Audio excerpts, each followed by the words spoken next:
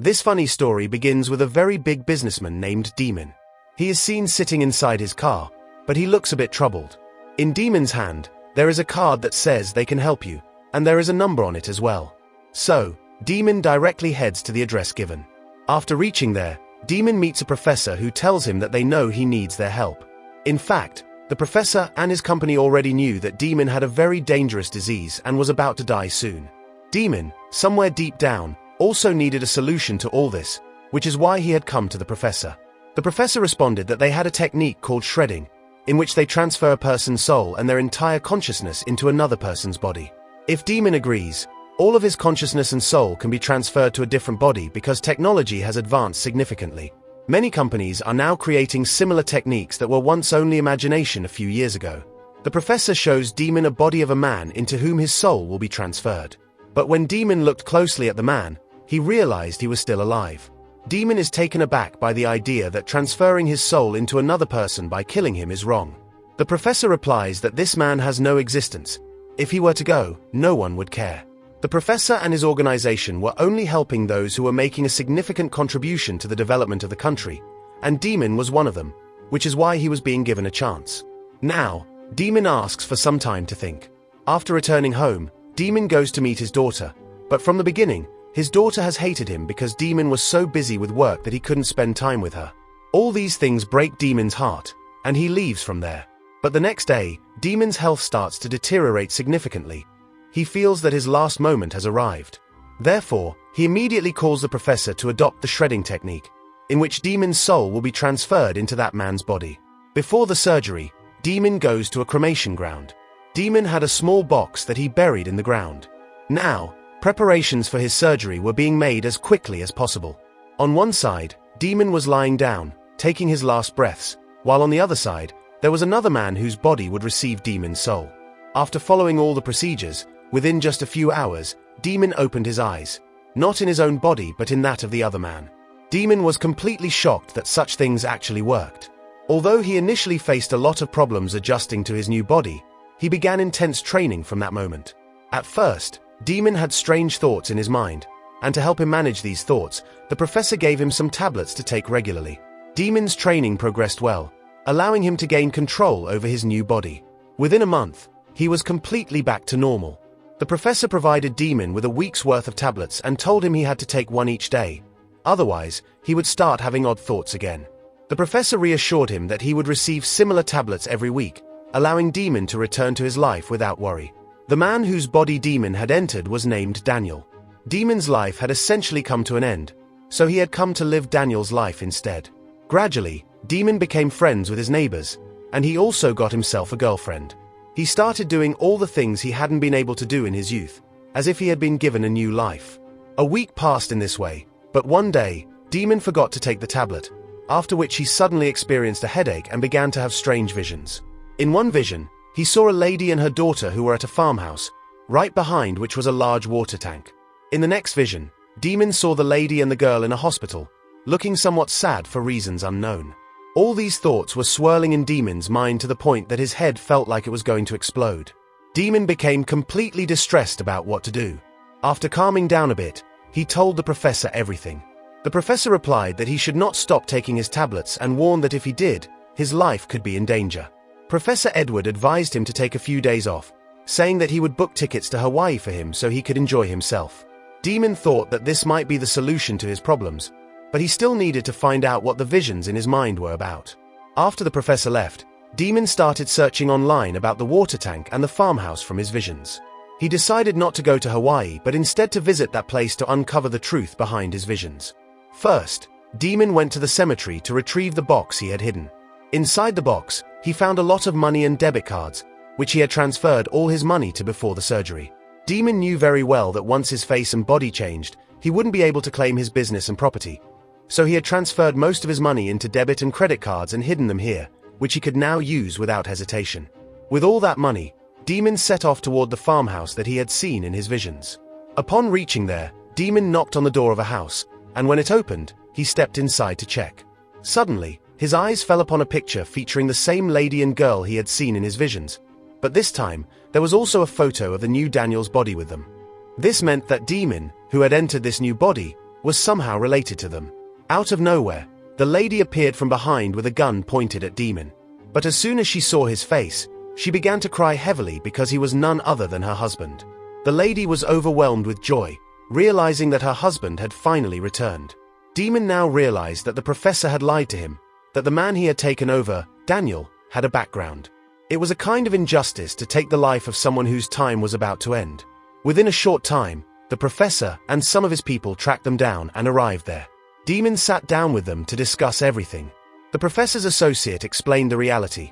The lady's husband, whose name was Daniel, had sold his body to their company for some money. Demon was very angry about this. He couldn't believe that for money, they would take someone's life, and now he had been dragged into this as well. Demon felt a mixture of intense guilt and anger, so he launched an attack on the professor and his men. He subdued them and took the lady with him. However, the lady still didn't know that her husband was not actually there, but rather someone else's soul and consciousness resided in his body. For the time being, Demon decided not to upset the lady further and didn't tell her anything. He put her in the car and went to pick up her daughter from school. The lady's name was Linda, and she loved her husband very much, so she was happy that he had returned.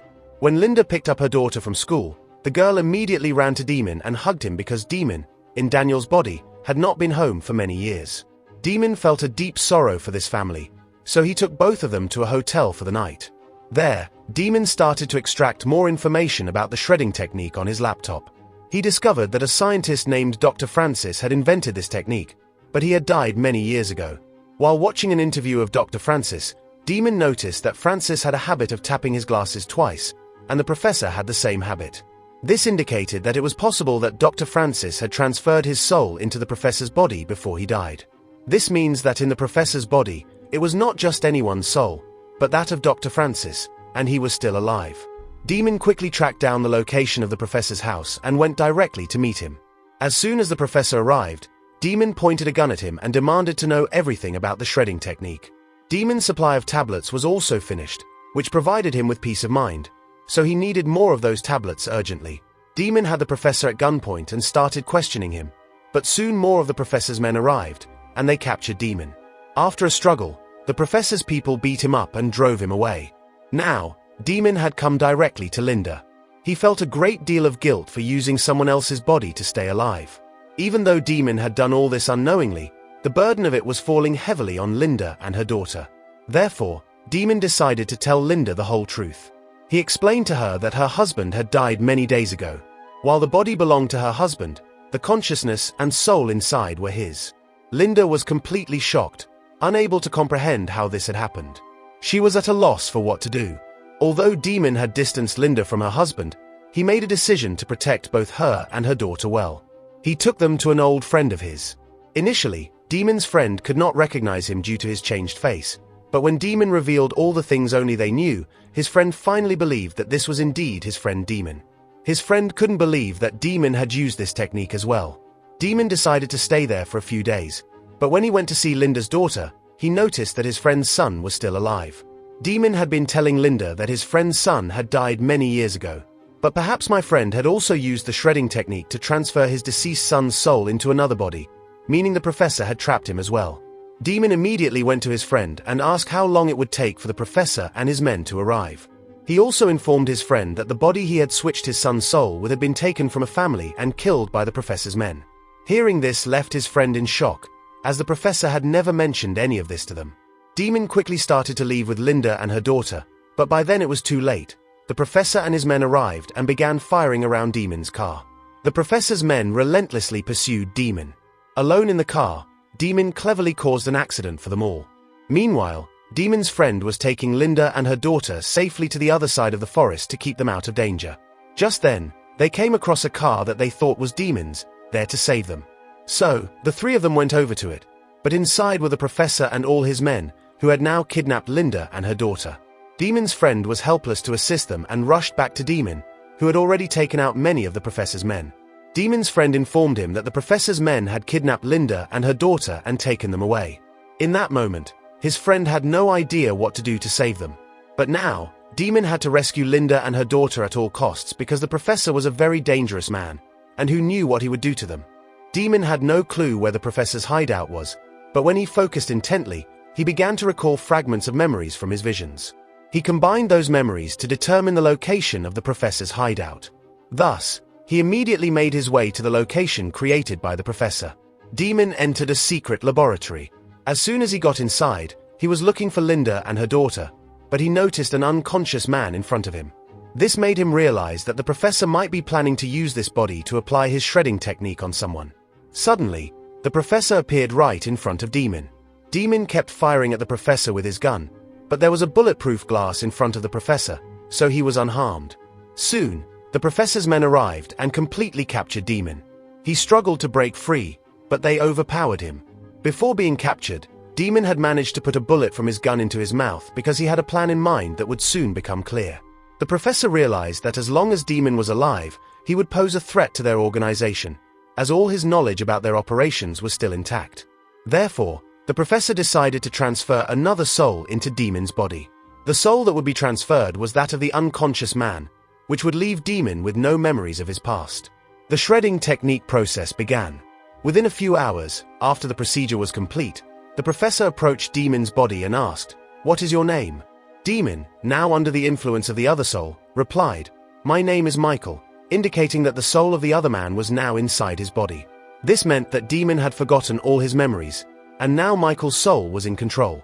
If the government were to find out about the illegal experiments conducted by the professor's company, it would be shut down.